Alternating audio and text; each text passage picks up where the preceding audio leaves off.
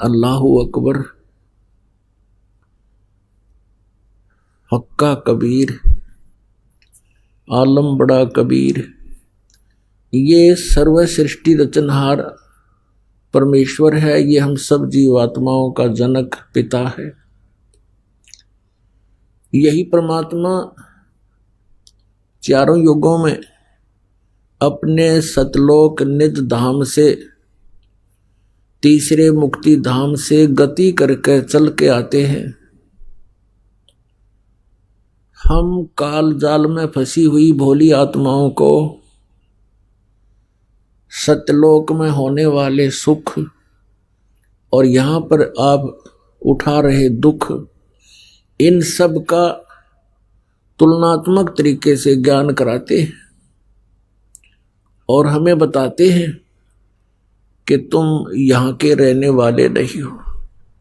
ये पृथ्वी 21 ब्रह्मांड समझो और इन ब्रह्मांडों में से ये पृथ्वी जहाँ आप अस्थायी निवास कर रहे हो, ये सारी कैद है, ये परिजन है, जेल है।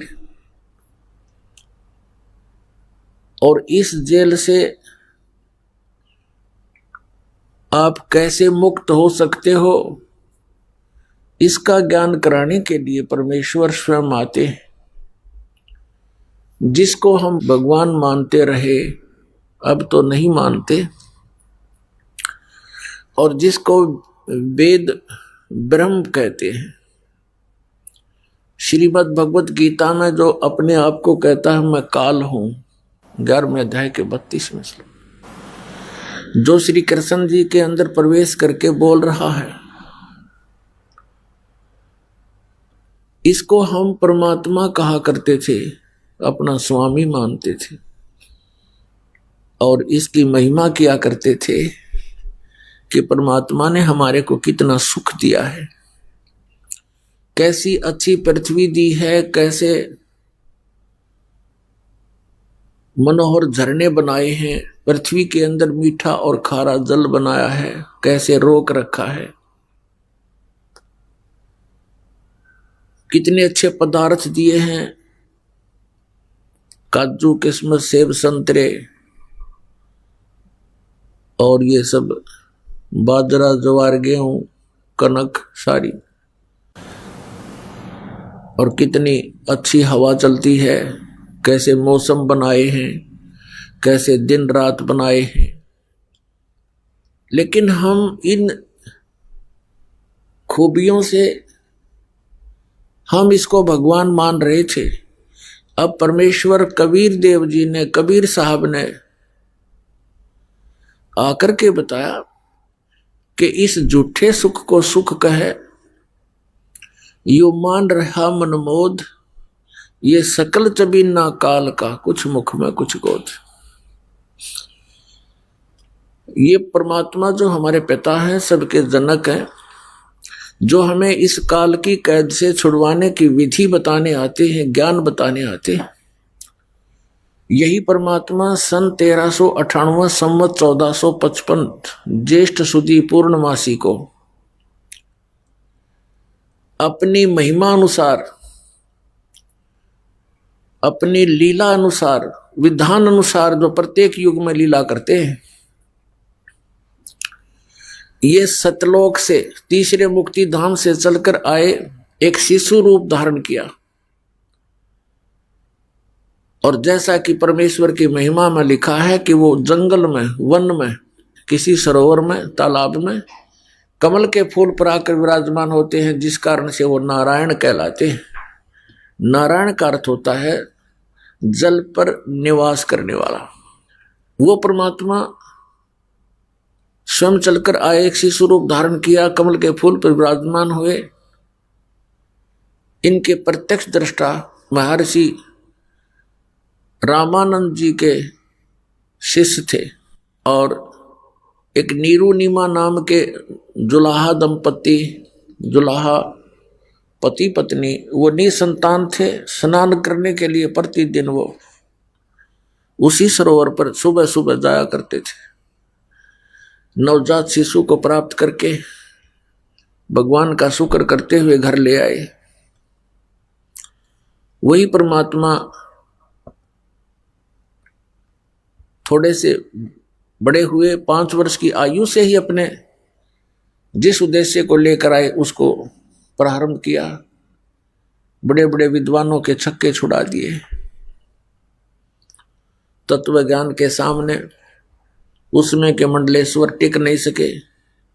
लेकिन अफसोस है कि हम सभी प्रजा उस समय अशिक्षित थे और इन अज्ञानी ऋषि महर्षि मंडलेश्वरों का दाव लग गया कि कबीर क्या जाने सदग्रंथों के गूढ़ रहस्यों को, क्योंकि सभी सदग्रंथ जैसे पवित्र चारों वेद, पवित्र श्रीमद् भगवत गीता, पवित्र 18 पुराण आदि आदि, ये सभी सदग्रंथ संस्कृत भाषा में लिपिबद्ध हैं और परमेश्वर कबीर देव जी अक्सर ज्ञान नहीं रखते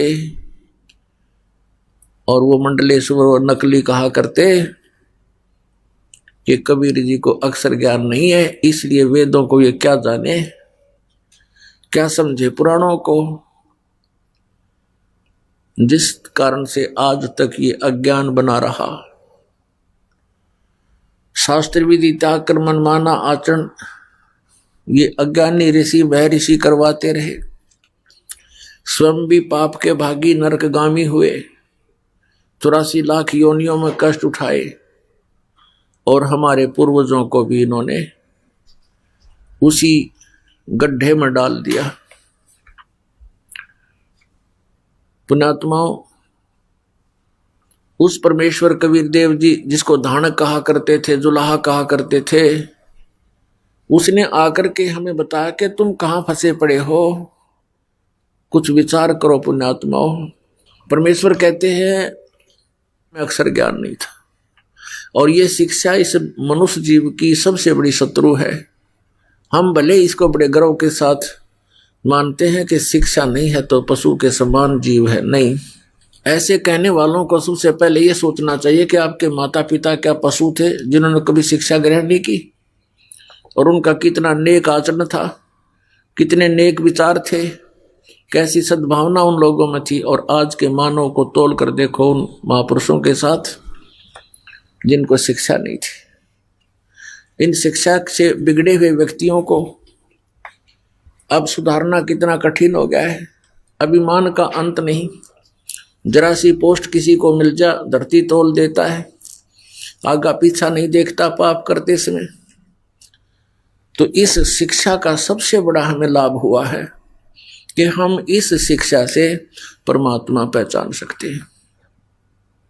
इसलिए ये परमात्मा ने ये विष हमारे को 3 युगों में नहीं खाने दिया, सतयुग त्रेता द्वापर तक। केवल एक ब्राह्मण वर्ग ही शिक्षा का अधिकारी होता था, अन्य अपने परंपरागत कर्म करते रहते थे, दादा ही काम किया करते थे और सुख से जीवन व्यतीत करते थे। राग द्वेष नहीं था, कपटता नहीं थी। जब से इस शिक्षा का दौर बढ़ा है तो उसी दिन से हमारे अंदर बहुत परिवर्तन हो गया और अब ये शिक्षा अनिवार्य है, इसको ग्रहण करना चाहिए। प्रत्येक बच्चे और बूढ़े को पढ़ाइए ताकि वो अपने सदग्रंथों को पहचान कर भगवान पहचान ले। इसका सबसे बड़ा लाभ हमें अब होगा। अब भले ही मानव बिगड़ गया है, क्योंकि दास का जन्म 8 सितंबर 1951 को हुआ। उस समय तक शिक्षा नाम मात्र भी नहीं थी, बहुत ही हजारों में कोई 2-4 शिक्षा ग्रहण किया करते थे। और उसके बाद ये शिक्षा का ऐसी बाढ़ आई क्योंकि परमात्मा ने ये शिक्षा देनी थी। ये कंप्यूटर और ये इंटरनेट बनवाने थे ना, ये जीव नहीं बना सकता इनको। ये भूल है मानव की, ये नहीं सोचा मैंने ये ऐसी खोज करके ऐसे इंस्ट्रूमेंट बना दिए। ये गॉड गिवन ज्ञान है, गॉड गिवन विज्ञान है, नॉलेज है। और इसका उद्देश्य क्या था परमात्मा का कि जब परमेश्वर 600 वर्ष पहले आए थे, सन 1398 से 1518 तक 120 वर्ष रहे भगवान यहाँ पर, तो वो तो मालिक थे, सर्वशक्तिमान थे। एक दिन में हजारों स्थानों पर अपने अन्य रूप बना करके बहुत चोले धार के और जगह जगह प्रचार किया करते थे। लाखों की संख्या में उनके अनुयायी बन गए थे। अब कोई भी संत इतनी सिद्धि युक्त नहीं है। अगर किसी में थोड़ी बहुत सटोर कर भी ली किसी ने तो जल्दी फ्यूज हो जाता है, कुछ दिनों के बाद उसमें क्रिया नहीं रहती। जिस कारण से परमात्मा ने ये मीडिया बनवाया, और मीडिया भी अपने दायित्व से दूर भाग रहा है, सत्य को सामने लाने में कतराता है, असत्य के ढोल पीटने में अपना गर्व समझता है। और ये सब कुछ परमात्मा ने अपने प्यारे बच्चों को, अपनी प्यारी आत्माओं को इस तत्व ज्ञान समझाने, घर घर पहुंचाने के लिए दिया था। पिछले 3 युगों में देखो, ना कोई सड़कें होती थी। एक रेडू में, जिसको रथ बोलते थे, 6 खच्चर जोड़ के ये घोड़े जोड़ कर निकाला करते थे। क्यों? उनको कहीं से निकाल ले जाते, ना सड़क थी, गड्ढों में से, कांटों में से कहीं से निकाल लेकर अपना पहुंच जाते थे। अब कितना प्रत्येक व्यवस्था सुचारू है, सड़कें हैं, गाड़ियां हैं, एरोप्लेन हैं, यानी बहुत कुछ हमने इस विज्ञान से प्राप्त किया। लेकिन एक विज्ञान, ये तत्व ज्ञान है। इस विज्ञान के सामने सभी विज्ञान व्यर्थ हैं, यूजलेस हैं। और इस विज्ञान को हम छोड़कर केवल अपने पेट रोजी रोटी के तक सीमित जो वस्तु है उसी पर सारा जीवन व्यर्थ कर रहे हैं। इसके साथ साथ परमात्मा की भक्ति अनिवार्य है। तो जैसा कि प्रसंग चल रहा था, परमेश्वर कबीर जी ने आकर के हमें ये ज्ञान दिया, ये बताया कि तुम यहां काल के जाल में फंसे हुए हो, ये तुम्हारा ठीक ठिकाना नहीं है, आप मुझे पहचानो। और उसके लिए बताया करते थे कि जिस क्रिया को तू करते करते सारा जीवन व्यर्थ कर देता है, ये तेरे साथ नहीं चलता। जैसे परमात्मा ने बताया कि तुम जिस शक्ति को परमात्मा मान रहे हो, ये भगवान नहीं है। मुल्ला माया मग में बैठी हंसा चुन चुन खाई, ये ज्योत स्वरूपी अलख निरंजन कह मैं ही करता भाई। एक न करता, 2 ना करता, ये 9 बना दिए भाई, और 10वां भी धुंधर में मिल जा सत कबीर दोहाई। क्या बताते हैं कि ये ज्योत निरंजन काल कहता है मैं ही भगवान हूं और कोई परमात्मा नहीं है। जैसा कि शिव पुराण विद्वेश्वर संहिता के अंदर ये काल भगवान कहता है इन ब्रह्मा और विष्णु को कि पुत्रों, तुमने अभिमानवश अपने आप को ईश मान लिया, भगवान मान लिया, तुम भगवान नहीं हो। इस संसार का मैं ही करता हूं, मेरे अतिरिक्त कोई परमात्मा नहीं है। तो यहां भगवान कहते हैं, कबीर परमेश्वर जी की महिमा से परिचित हुए, फिर गरीबदास साहिब जी को यथार्थ ज्ञान दिया। आदरणीय गरीबदास साहिब जी परम पूज्य परमेश्वर कबीर साहिब जी से प्राप्त ज्ञान के आधार से कहते हैं, ये मुल्ला माया मग में बैठी हंसा चुन चुन खाई, और ये ज्योत स्वरूपी अलख निरंजन यो काल कह मैं ही करता भाई, मैं ही करता हूं। जगत का पेखना पेख्या धनी का नाम ना लेखा, जगत का पेखना पेख्या धनी का नाम, कि ये दुष्ट वृत्ति के लोगों को मारकर ही शांति स्थापना की चेष्टा करते हैं। उससे शांति नहीं होती और अशांति फैल जाती है। जैसे परशुराम जी ने अक्षत्रियों को मार डाला था। अक्षत्रिय इतने निकम्मे हो गए थे, वो कोई भी ऊंच नीच से नहीं डरते थे, इज्जत बेइज्जती का ध्यान उनको नहीं रहा था। वो बहुत बदतमीज हो गए थे, जनता के लिए दुखदाई बन गए थे। ये राजा लोग, राजनेता। तो परशुराम जी ने आकर उनको सबको काट दिया था फरसे से। लेकिन परमात्मा कबीर जी कहते हैं कि ये कोई समाधान नहीं है शांति स्थापना का और बुराई को